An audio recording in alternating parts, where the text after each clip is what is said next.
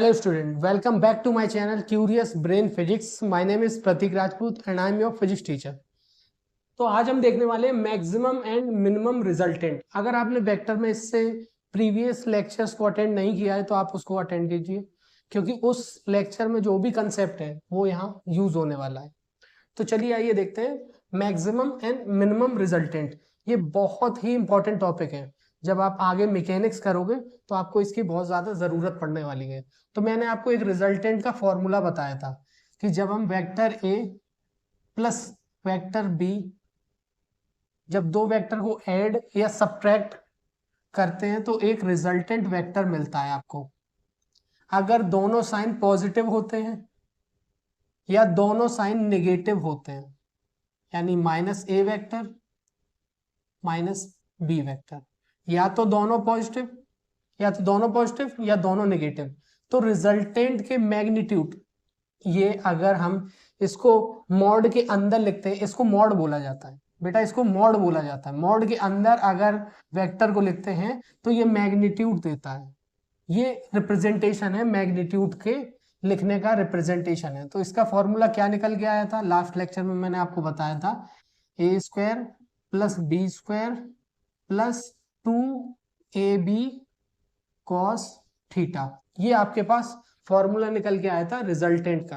तो आज हम जानना चाहते हैं कि रिजल्टेंट जो ये आपका आया है, ये रिजल्टेंट मैक्सिमम कितना रिजल्टेंट दे सकता है और मिनिमम कितना रिजल्टेंट दे सकता है। तो अगर आपके पास magnitude of A and magnitude of B fix कर दिया जाए, ये फिक्स है आपके पास, इसको मैंने फिक्स कर दिया है, यानी इसकी कोई वैल्यू है, इसकी कोई वैल्यू है। मान लीजिए जैसे इसको मैंने दे दिया, इसकी वैल्यू हो गई 5, इसका मैग्नीट्यूड 5 है और इसका मैग्नीट्यूड हो गया 4। तो अगर इस फॉर्मूले में आप ये सारी वैल्यू पुट करोगे तो A square 25, B square 16, 2 into 5 into 4 into cos theta. तो आप देख रहे हो यहाँ पे वैल्यू जो है ए और बी की अगर हम फिक्स करते हैं तो ये सब कुछ सेम रहने वाला है। जो चेंज आएगा वो थीटा, कॉस थीटा में आने वाला है। अगर हम थीटा चेंज करेंगे तो रिजल्टेंट मैक्सिमम और मिनिमम मिलेगा इस मैग्नीट्यूड के लिए जो कि फिक्स किया हुआ है। अगर आपको बोला कि ये बॉक्स आपके पास, ये इस तरह से बॉक्स है, ये बॉक्स आपके पास दिया हुआ है, आपको मैंने बोला इस बॉक्स पर एक तरफ से राम और एक तरफ से लक्ष्मण ने इस पर फोर्स अप्लाई किया। तो अब हम जानना चाहते हैं कि ये जो फोर्स है अप्लाई किया है, आपने जो फोर्स अप्लाई किया इस तरह से, तो ये मैक्सिमम कितना रिजल्टेंट प्रोड्यूस कर सकता है या मिनिमम कितना रिजल्टेंट प्रोड्यूस कर सकता है। यानी जब ये दोनों फोर्स अप्लाई होंगे तो मैक्सिमम रिजल्टेंट ही बताएगा कि इसका डिस्प्लेसमेंट किस डायरेक्शन में होने वाला है, या होने वाला भी है या नहीं होने वाला। तो आज हम यही देखना चाहते हैं कि ये मैक्सिमम रिजल्टेंट कितना आ सकता है। अगर मैग्नीट्यूड फिक्स हो तो चेंज होगा सिर्फ कॉस थीटा। तो आइए ये जानते हैं ये कैसे आएगा। तो आपको मैं बता दूं कि कॉस थीटा, मैंने आपको लेक्चर में समझाया था कि आपके पास जो कॉस होता है, कॉस की वैल्यू स्टार्ट हुई थी 0 डिग्री पर 0 थी और 90 डिग्री पर 0 डिग्री पर 1 थी और 90 डिग्री पर जाते जाते 0 हो गई थी। फिर से देख लेते हैं, 0 degree, 30 degree, 45 degree, 60 degree and 90 degree. तो जब 0 डिग्री कॉस 0 की वैल्यू होती है 1, ये √3/2, 1/√2, 1/2, और ये होती है 90 पर जाके 1। इसी तरह जब आप सेकेंड क्वाड्रेंट में जाओगे तो कॉस वहां पर नेगेटिव होगा। तो कॉस थीटा की जो मैक्सिमम वैल्यू आती है, कॉस की जो मैक्सिमम वैल्यू आती है वो मैक्सिमम वैल्यू होती है 1। बेटा मैक्सिमम वैल्यू आपको याद रखना है कि कॉस की मैक्सिमम वैल्यू होती है 1। जब ट्रिग्नोमेट्री पढ़ेंगे, दूसरा चैनल जो मेरा है क्यूरियस ब्रेन मैथमेटिक्स, जहां पर मैं आपको मैथ्स कराऊंगा, तो वहां बेसिक मैथ्स में जब ट्रिग्नोमेट्री स्टार्ट करूंगा तो आपको बताऊंगा कि second quadrant, third quadrant, fourth quadrant में जब हम जाते हैं तो ये ट्रिग्नोमेट्रिक रेशियो किस तरह से चेंज होते हैं। अभी आपको यहाँ पर समझने के लिए याद रखना है कि कॉस थीटा की मैक्सिमम वैल्यू होती है बेटा 1, ये आपने याद रखा। अब ये 1 कहाँ पर होती है, आप देखिए यहाँ पर 1 होती है ये 90 डिग्री पर। तो जब थीटा आपका होगा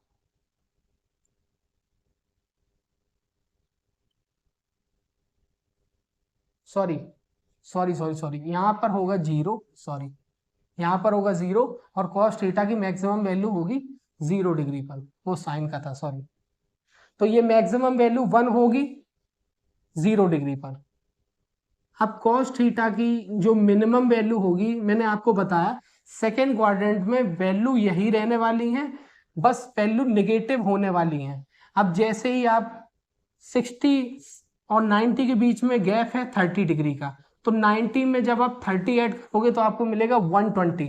तो 120 की भी सेम वैल्यू होगी, यहाँ से जस्ट वैल्यू रिवर्ट होने वाली है, यहाँ 0 है तो यहाँ फिर 1/2 आएगा। पर सेकेंड क्वाड्रेंट में कॉस नेगेटिव होता है तो यहाँ पर -1/2 आने वाला है। फिर देखिए आप 60 से 45 में कितना डिफरेंस है आपका, 15 का डिफरेंस है, तो वहां भी आप 15 जब ऐड करोगे 120 में तो आपको फिर ये -1/√2 मिलेगा। उसके बाद यहाँ और यहाँ में कितना डिफरेंस है आपका, यहाँ भी 15 का ही डिफरेंस है, तो यहाँ पर भी आपको 1√3/2 का वैल्यू मिलेगा नेगेटिव में। और फिर उसके बाद 180 डिग्री पर वैल्यू हो जानी है आपका -1। तो कॉस थीटा की जो मिनिमम वैल्यू आती है वो आती है -1 जब थीटा आपका होगा पाई। आपको एंगल सिर्फ इतना ही लेना है 0 to 180 डिग्री। आप जब भी दो वेक्टर लोगे इस तरह से, इनके बीच में यहाँ एंगल 0 से 90, 90 से 180, अगर ये एंगल 180 से ज्यादा होता है इस तरह से, तो फिर ये एंगल ये वाला आप कैलकुलेट नहीं करोगे, आप वो एंगल कैलकुलेट करोगे ये वाला, जो आपको मिनिमम एंगल दिखेगा, आप उस एंगल को लेने वाले हो यहाँ पर। तो अपने लिए जो यहाँ पर थीटा रखना है आपको 0 से 180 डिग्री, पाई को बोलते हैं 180 डिग्री, तो 0 से 180 डिग्री तक आपको ये एंगल रखना है। चलिए आइए देखते हैं। तो मैंने आपको अभी बताया कि जो कॉस थीटा है उसकी मैक्सिमम वैल्यू होती है 1, कॉस थीटा की मैक्सिमम वैल्यू होती है 1 और कॉस थीटा की मिनिमम वैल्यू होती है -1। चलिए पहले ये वैल्यू जो आपने निकाली है उसको यहाँ पुट करते हैं।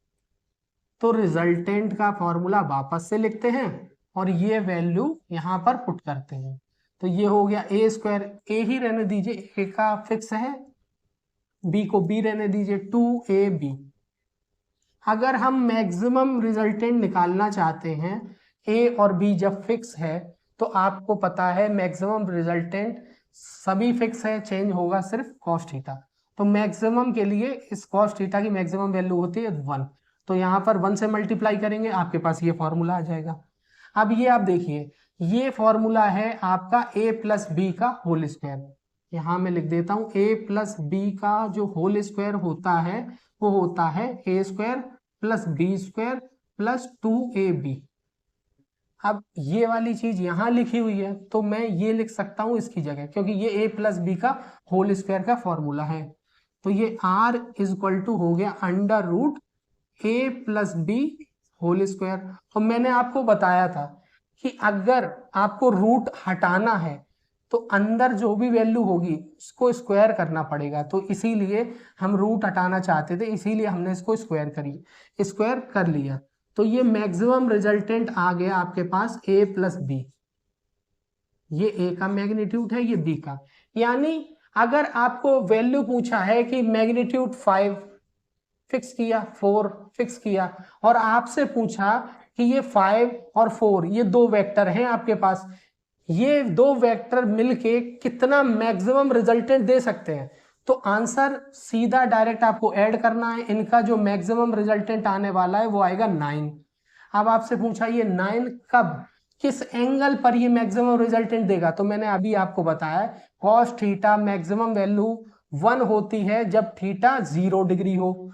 तो अभी जैसे बॉक्स वाला एग्जाम्पल लिया था, राम और लक्ष्मण ने फोर्स लगाया, अगर ये दोनों ही फोर्स सेम डायरेक्शन में लगेंगे। मैंने आपको पढ़ाया था parallel vector, types of vector में, जब एंगल 0 डिग्री हो।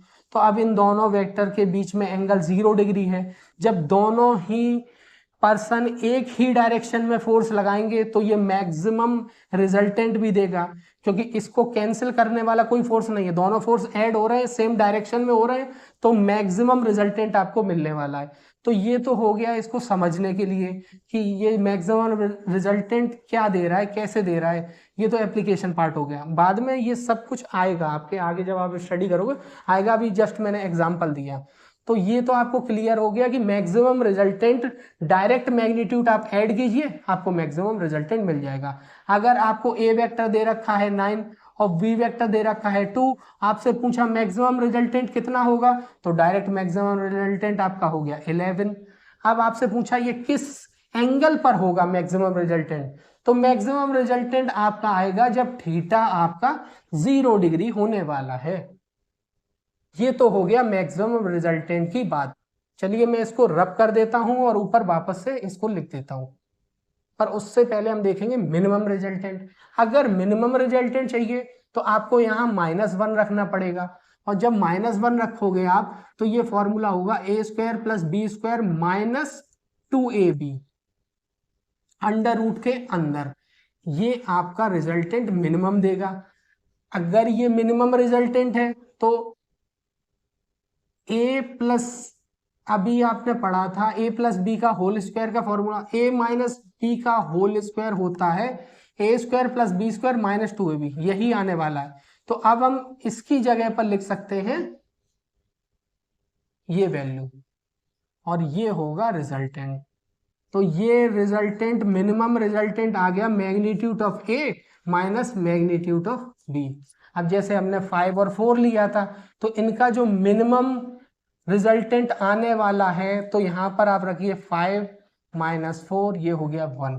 तो इन, अगर ये दो फोर्स होते, फोर्स भी एक वेक्टर क्वांटिटी है, आगे हम जब फोर्स पढ़ेंगे तो उसको भी समझेंगे। फोर्स अभी मैं आपको बता रहा हूँ, फोर्स एक वेक्टर क्वांटिटी है। अगर वेक्टर क्वांटिटी है तो वेक्टर सब्ट्रैक्शन होगा। अगर वेक्टर क्वांटिटी है तो आपसे पूछा गया, फोर्स आपको 5 दे रखा था, 4 दे रखा था, आपको मिनिमम पूछा। अगर ये a और b आपको 5 और 4 गिवन है तो उनका मिनिमम रिजल्टेंट कितना आएगा, वो आया 1। किस एंगल पर आने वाला है, ये देखिए आप, मिनिमम रिजल्टेंट आता है 180 डिग्री पर। तो यहाँ पर थीटा होगा पाई, यानी 180 डिग्री। यानी इस बॉक्स का मिनिमम रिजल्टेंट तब आएगा जब एक फोर्स इस डायरेक्शन में लगेगा, दूसरा फोर्स इस डायरेक्शन में। अब देखिए इन दोनों वेक्टर को एक्सटेंड कर दीजिए समझने के लिए, इसको उठा के मैं यहाँ रख देता हूँ। तो इन दोनों के बीच में एंगल जो है वो 180 डिग्री का है। अगर ये 5 है, ये 4 है, अगर ये 5 न्यूटन के फोर्स से इसको धकेल रहा है और ये 4 न्यूटन के, तो सिर्फ रिजल्टेंट बचेगा 1 न्यूटन। यानी ये 1 न्यूटन के फोर्स से ही आगे डिस्प्लेस होने वाला ये वाला बॉक्स। अगर ये 5 न्यूटन का फोर्स है और ये 4 न्यूटन का है, तो इस 5 और 4 में से इसके 4 और इसके 4 कैंसिल होने वाले, यहाँ बचेगा 1। तो ये 1 न्यूटन के फोर्स की वजह से ही आगे डिस्प्लेस होने वाला है। तो ये हो गया मैक्सिमम और मिनिमम रिजल्टेंट। अब और देख लीजिए, अगर आपको मैग्नीट्यूड ऑफ ए वही 5 दे रखा है, मैग्नीट्यूड ऑफ बी फिर से 4 दे रखा है, और 4 ऑप्शन आपको गिवन है कि 11, 7, 3 और 0। अब आपको पूछा है कि इसमें से कौन से रिजल्टेंट पॉसिबल है, कौन से रिजल्टेंट पॉसिबल है। तो आप देख लीजिए मैक्सिमम रिजल्टेंट क्या हो सकता है, 5 + 4 मिलके बन सकता है 9, और मिनिमम क्या आ सकता है, 5 - 4 मिलके आ सकता है 1। अब ये तो आपने देखा 0 डिग्री पर मैक्सिमम है और 180 डिग्री पर, यहां से 0 डिग्री और यहाँ पर 90 डिग्री और यहाँ 180। तो 0 से जब आप 180 की तरफ बढ़े हो तो यहाँ पर मैक्सिमम मिला, यहाँ पर मिनिमम मिला, पर इनके इन बिटवीन भी तो बहुत सारे एंगल्स हैं, बहुत सारी वैल्यू आने वाली हैं। तो ये तो मैक्सिमम वैल्यू देता है, ये आपको मिनिमम वैल्यू देता है। तो जो भी और भी रिजल्टेंट की वैल्यू आएंगी डिफरेंट एंगल के लिए, वो इन बिटवीन ही लाई करने वाली हैं। तो 7, 1 और 9 के इन बिटवीन है 7, यानी ये पॉसिबल है, ये रिजल्टेंट आ सकता है। अगर मैग्नीट्यूड आपका 5 और मैग्नीट्यूड 4 हो तो किसी एक एंगल पर ये भी आंसर आ सकता है आपका। 1 और 9 के बीच में 3 भी आता है, बिल्कुल पॉसिबल है, पर 1 और 9 के बीच में 0 नहीं आता, तो ये रिजल्टेंट नहीं हो सकता। 11 भी नहीं हो सकता। मिनिमम अपने पास 1 है और मैक्सिमम अपने पास 9 है, तो 9 से ज्यादा नहीं हो सकता और मिनिमम जो 1 है उससे कम नहीं हो सकता। तो ये तो एप्लीकेशन पार्ट है कि मैक्सिमम और मिनिमम रिजल्टेंट किस तरह से यूजफुल है आपके लिए। चलिए आइए इसको अच्छे से याद करने के पर्पज से लिख लेते हैं ठीक से, जिससे आपको समझ में आए। तो रिजल्टेंट वेक्टर जो आर है वो मैक्सिमम और मिनिमम कब होगा हम वो देखना चाहते हैं। ये साइन है, इसका मतलब है बराबर भी, मैक्सिमम के बराबर हो सकता है, मैक्सिमम से कम भी हो सकता है। ये लेस देन इक्वल टू का साइन है, ये ग्रेटर देन इक्वल टू। या तो मैक्सिमम के बराबर होगा, इक्वल टू का साइन लगा हुआ है, या मैक्सिमम से कम होगा। अब रिजल्टेंट जो है मिनिमम के बराबर भी हो सकता है या मिनिमम से ज्यादा भी हो सकता है, मतलब जो वैल्यू लाई करेगी वो इन बिटवीन ही लाई करने वाली है। तो मैक्सिमम रिजल्टेंट कब होता है, जब आपका cos थीटा की वैल्यू आ गई 1, तो आपका मैक्सिमम होगा जब cos थीटा 1 होगा और मिनिमम होगा जब cos थीटा -1 होगा। थीटा की बात की जाए तो थीटा जब 0 डिग्री होगा तो ये मैक्सिमम देने वाला है, थीटा जब 180 डिग्री होगा तो ये मिनिमम देने वाला है। हम मैक्सिमम और मिनिमम के लिए फॉर्मूला जानना चाहते हैं, तो मैक्सिमम और मिनिमम के लिए फॉर्मूला अपने पास हो गया, जो अपने को याद रखना है वो रखना है magnitude of A plus magnitude of B. ये मैक्सिमम दे देगा आपको और ये magnitude of A minus magnitude of B ये आपको मिनिमम दे देगा। फिर से समझ लेते हैं इस बात को, ये आपको याद रखना है। ये तो आपको मिनिमम रिजल्टेंट देने वाला है, ये मैक्सिमम रिजल्टेंट देने वाला है, और जो भी रिजल्टेंट आएगा वो इन बिटवीन ही लाई करने वाला है। मैक्सिमम आपको इतना दे सकता है, मिनिमम इतना दे सकता है, इन बिटवीन में डिफरेंट एंगल पर कोई ना कोई और रिजल्टेंट भी तो उसकी मैग्नीट्यूड आएगा। तो ये तो आपको याद रखना है, ये अपना फॉर्मूला हो गया। किस एंगल पर देने वाला है वो अगर आपसे पूछता है तो मैक्सिमम 0 डिग्री पर देगा, मिनिमम 180 डिग्री पर देगा, और इन बिटवीन भी बहुत सारे एंगल होंगे तो उनके लिए भी कोई वैल्यू आएगी, पर वो मैक्सिमम से कम होगी और मैक्सिमम से कम होगी और मिनिमम से ज्यादा होगी या बराबर होगी। ये इक्वल टू का भी साइन लगाए, या तो मैक्सिमम के बराबर हो सकती है या मैक्सिमम से कम होगी, या मिनिमम के बराबर होगी या मिनिमम से कम होगी, मिनिमम से ज्यादा होगी। इसी तरह अगर आपसे पूछता है, ये तो थीटा की बात हो गई किस एंगल पर, फिर वो पूछता है कि cos थीटा की वैल्यू मैक्सिमम होती है 1 और मिनिमम होती है -1। इसी को हमने एक्सप्लेन करके आपके लिए ये सिंप्लीफाइड वे में ये चीज निकाली, ये फॉर्मूला निकाला। इससे आप मैक्सिमम और मिनिमम वेक्टर्स निकाल सकते हो।